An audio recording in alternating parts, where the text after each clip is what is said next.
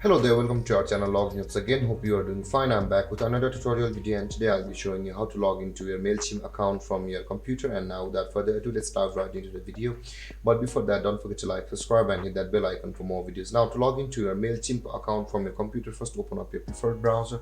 As I've already opened the Google Chrome, and in the search bar click over there and type in MailChimp.com like this and hit enter, or you can just simply search for MailChimp login on the Google itself and hit enter, and you can see the MailChimp.com on the first result of Google. Click over there.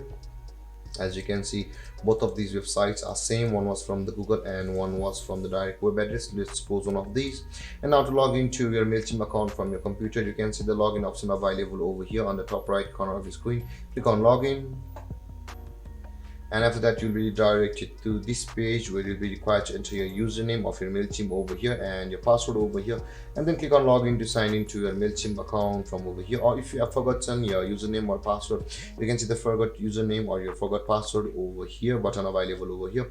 Click on either of those to retrieve your username or password depending upon which one you lost. Or if you have not yet created an account on MailChimp, you can see the create an account option available over here. Click over there to go through a procedure to create an account or register an account on MailChimp.